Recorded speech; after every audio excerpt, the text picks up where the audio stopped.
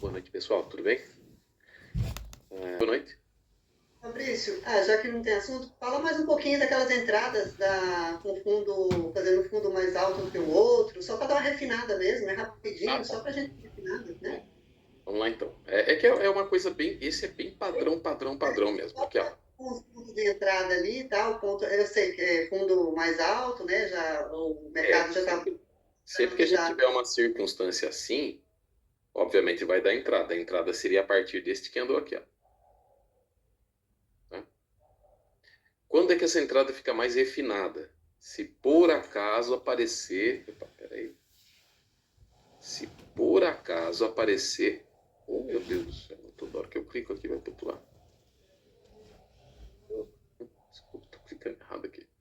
Ó, quando ela está mais refinada, se por acaso nessa subida formar uma POC aqui, fica mais interessante até, né?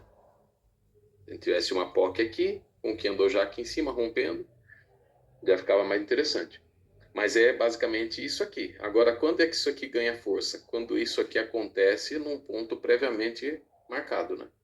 Tem um ponto lá, um posicionamento anterior, né? E aí esse posicionamento aqui eu não tinha esse que andou aqui, mas aconteceu a circunstância. Estou usando só porque foi uma coisa bem clara, né? E aí eu poderia fazer essa compra a partir daqui e alvo sempre vai ser os últimos topos, né? Tentar pegar. Claro, não via que balança muito assim, às vezes você está vendo teu dinheiro, e esse movimento aqui é altíssimo, né? Parece que não, mas isso aqui é uns US$ 3.000, falei, ó, US$ 3.000. É que o mercado está muito esticado, né? Então, óbvio que seria um movimento gigantesco, né?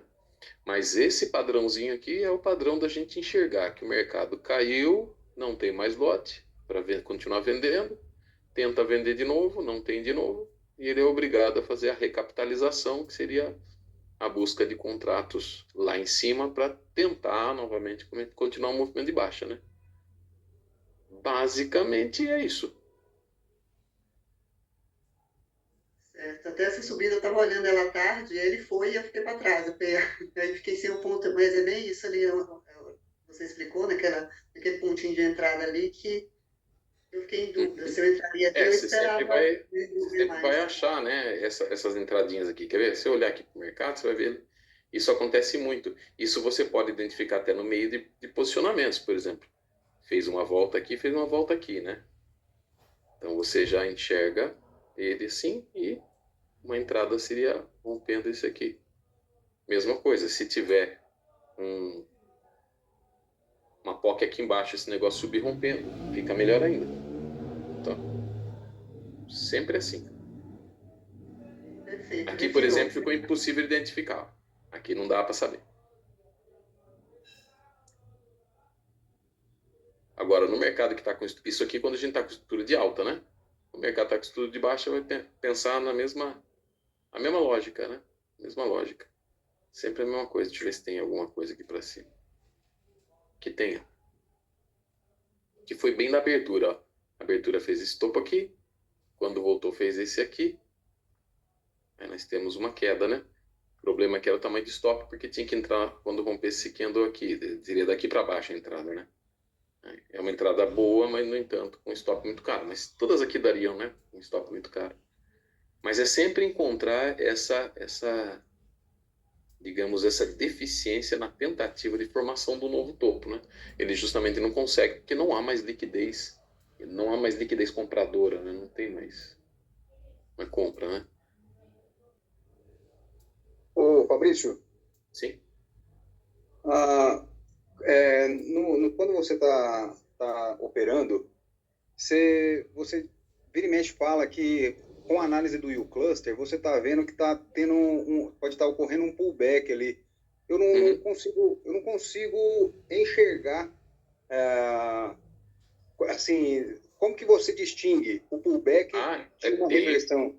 é bem fácil. Primeira coisa que reversões são coisas bem mais difíceis de acontecer do que pullback, né? Reversão é bem mais complicado. Agora, vou te mostrar o que, que você tem que ver, na verdade. Deixa eu compartilhar o U-Cluster junto aqui. Não sei se aparece direitinho para vocês. Deixa eu ver. Apareceu, né? Está aparecendo, sim. Tá carregando. Só que eu já mostro para você. Por exemplo, aqui, ó. Vou pegar aqui ó, uma situação com o mercado em andamento. Fica mais fácil de enxergar. Aqui, por exemplo, vamos pegar esse movimento. Se bem que não tinha nada aqui de... Por exemplo, vamos pegar um movimento que ocorreu mais de antes aqui na hora da manhã. Esse aqui, por exemplo, né? Esse aqui tá uma disfuncionalidade aqui, ó. Tá subindo o mercado, subindo, subindo, subindo. Depois ele cai. Aí eu olho aqui embaixo, no saldo de agressão, no exato momento da queda, ele faz isso aqui. Por que eu imagino que isso aqui é uma compra e não uma venda? Porque eu tenho estrutura de alta, não tenho estrutura de baixa. Então, se eu tenho estrutura de alta, eu só penso em compra, eu nunca penso em venda. Então, por exemplo, aqui, né? Ó, o mercado vem subindo. Ó, já deixou um candle ignorado, subiu, deixou outro, subiu, deixou outro, subiu, deixou outro, subiu, deixou outro, subiu, deixou outro. Só tem estruturas de alta. Quando eu vejo o mercado subindo, faz uma volta, eu vejo uma entrada de lotes aqui numa estrutura de alta, eu jamais posso pensar que isso é uma reversão. Não tem como pensar que isso é uma reversão se as estruturas são de alta, né? É mais simples do que parece. Na verdade, não tem uma... Ah, quando ela aparece desse jeito é porque é uma reversão, quando aparece daquele jeito é porque é não é só um pullback. É simplesmente porque eles estão favoráveis à estrutura, né? Então, ó, um monte de lote de compra aqui, beleza, preço subindo, subindo, montando estruturas. Cada vez que ele vira aqui, ó, eu não posso imaginar que cada vez que ele dá uma virada aqui eu vou ter uma reversão.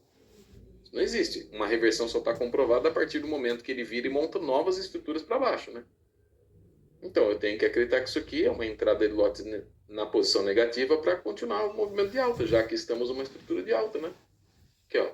Estrutura de baixa, baixa, baixa, baixa. De repente dá um saldo de agressão positivo. Só porque eu vi o saldo de agressão positivo, isso significa que vai ser compra? Não, né? Significa apenas que estão executando alguns lotes para continuar a movimentação.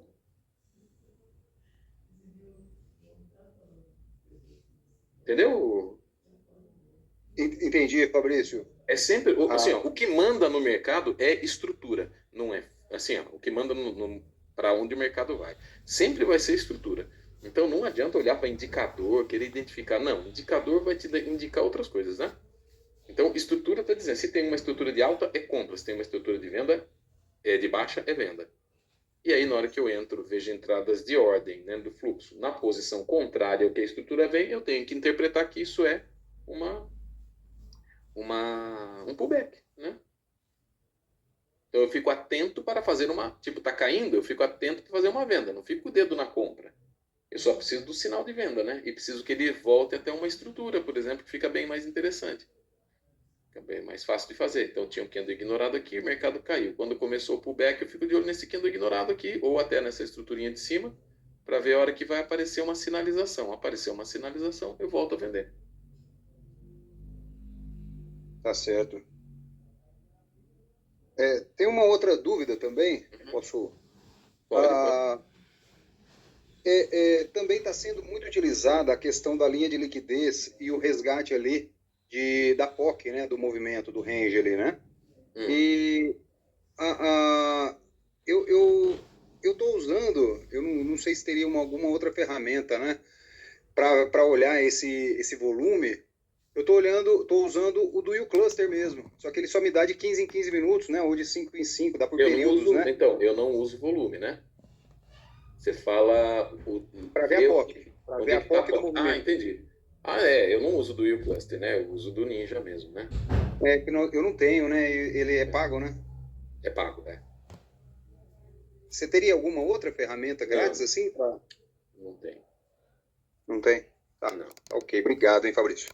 É que não tem como, cara, porque na verdade, assim, por que eu estou usando bastante esse negócio da POC? Porque o mercado está atípico, né? Então, tá. o que acontece?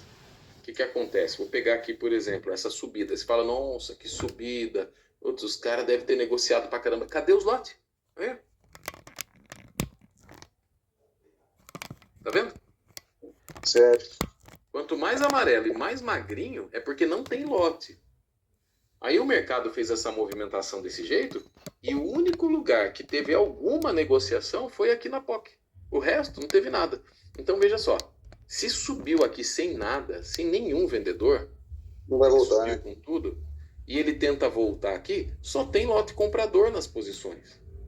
Uhum. Agora, se eu tenho uma POC aqui embaixo, eu sei que tem uma concentração de lotes aqui, aí eu falo, putz, talvez ele volte lá para pegar, pode até ser, né? Então é por isso que eu estou usando a POC nesse momento, é o Volume Profile, na verdade. Por isso que eu estou usando o Volume Profile. Por quê? Porque o Volume Profile é perfil de volume, e nós estamos sem volume de negociação. As movimentações, elas são grandes, mas elas são grandes sem negócio acontecendo. Sabe, ó, onde o tamanho desse movimento é a quantidade de lote. É minúsculo, cara. Tem lugar que nem lote direito teve para fazer um movimento. Então, o que eu imagino? Se eu achar uma alta aqui, eu imagino que ele vai buscar a POC anterior. E olha só o que ele fez. Ele não só foi na POC anterior, como, no final das contas, ele acabou colocando a POC desse movimento no mesmo lugar. Por que ele pôs no mesmo lugar? Porque era o único lugar que tinha negócio acontecendo, não tinha lugar nenhum. Então, quando o mercado está normalizado, eu mal uso essa ferramenta. Mas nesse momento aqui, cara, nós temos que usar o recurso que tem para poder achar lote, né? Porque o mercado apenas busca por liquidez, nada mais do que isso, né? Se eu não sei nem onde a liquidez está, porque não está deixando lote nenhum, eu fico mais cego ainda no mercado, aí fica mais difícil, né? Ah, tá ok. Obrigado, viu? Não é nada.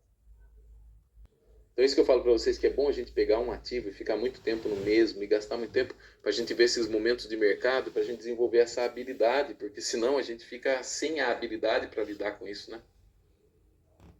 E a habilidade só vem na experiência mesmo, né? Poderia falar teoricamente o que está acontecendo, mas a experiência é imbatível, né?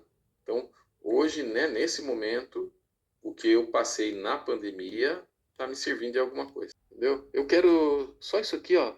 Eu queria simplesmente fazer essa vendinha aqui, estar certo nela, ó, e ela fazer esse movimento aqui, ó, e eu pegar 1.200 e poucos dólares e fechar meu gráfico e pronto, né? Então, Acabou, para né? conseguir uma movimentação tão pequena como a que a gente busca, não faz sentido esse monte de informação. Na verdade, uma grande quantidade de informação só vai atrapalhar numa decisão muito pequena que a gente tem que tomar, né?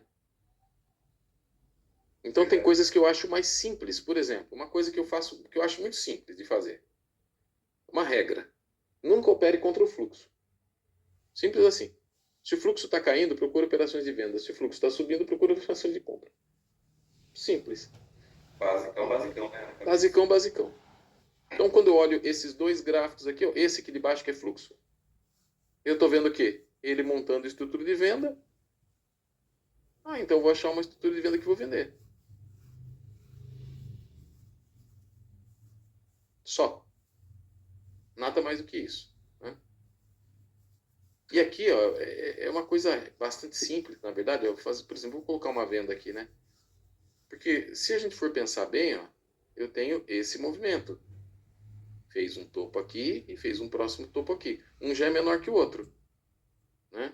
Aí eu olho aqui e falo, cara, estrutura de venda. Ah, mas tá subindo. Tudo bem, é o pullback. No pullback sempre sobe. Veja, eu fiz essa entrada sem olhar ponto de entrada, sem fazer nada. Só pensando em operar a favor de fluxo. Certo? Vou operar a favor de fluxo e pronto. E aí você põe a operação e opera a favor do fluxo. E pronto. Não tem. Agora imagine se para eu fazer essa única operação, que tem essa simplicidade tão grande para ser entendida, eu olhasse grade de cotações, book, como muita gente usa o... O que o tempo tá falando? Oi? O que o tempo tá falando, fazendo com a nota Procurando breaking news. Tem cara que opera com uma TV das notícias da CNN aberto. Quer ver? O que o pessoal coloca? O Superdom com dados de segundo nível para ver onde estão colocando o lote. Cara, é muita coisa. Ah, mas você fica doido. É muita coisa, não vale a pena não. Porque você não toma decisão, cara. Isso porque você quer um micro movimento. Cara, você acha? Numa balançada de mercado esse micro movimento é feito. Não tem por que fazer esse monte de coisa. Entendeu? Verdade. Então é isso, eu uso essas duas coisas que para mim são mais que o suficiente para me dar essa informação miseravelmente pequena que eu preciso. E a velha máxima, me sinto desconfortável, sai da operação, né?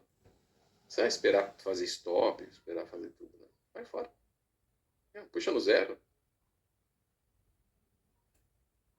Pronto. Ah, não foi. Ah, beleza, não foi. Tomei com medo. Põe no zero. Ou põe um pouquinho de lucro, ou sai da operação. Só não transformar uma coisa simples em uma decisão complexa, né? Cara, eu fiz $20.000 essa semana numa conta só. Nessa semana. Numa conta só. Se não estivesse nessa situação, eu teria feito mais ou menos 2, 3 mil.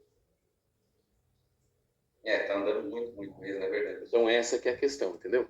A operação não muda, a visão não muda, nada muda. Nada muda.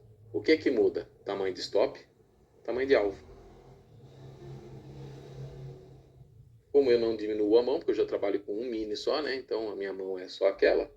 Como eu não diminuo a mão, os valores acabam sendo maiores. No dia que estopa também é caro. Eu estopei ao vivo lá com o pessoal, sim, uns $5.000, eu acho.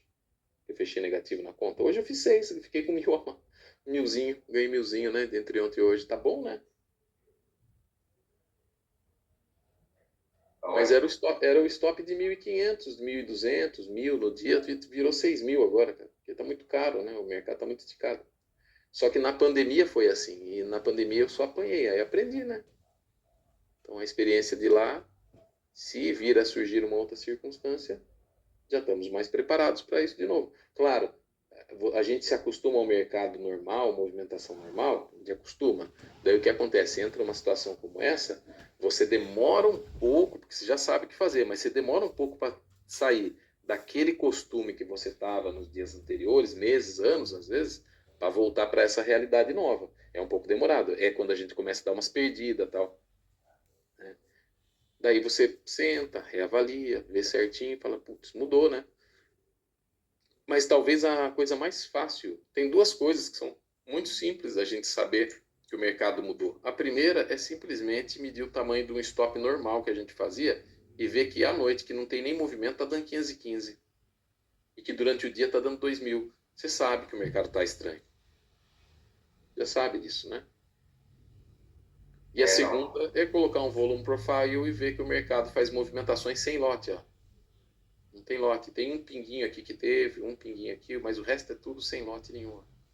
Pronto, a gente já sabe que o mercado não está na forma natural dele, né? E que já são necessárias adaptações da nossa parte. A gente demora um pouco para se adaptar, é verdade.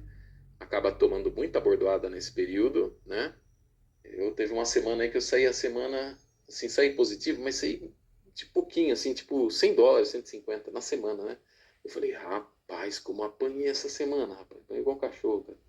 Aí eu peguei, sentei no sábado aqui sozinho, abri o gráfico, fiquei reavaliando essas coisas e falei, caramba, né? Se eu tivesse simplesmente aceitado que o mercado ficou diferente porque os stops estavam caros, não tinha me dado tão mal assim, né?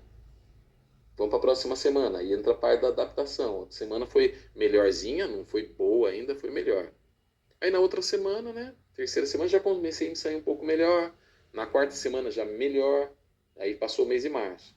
Aí agora, mês de abril, eu estou me saindo bem.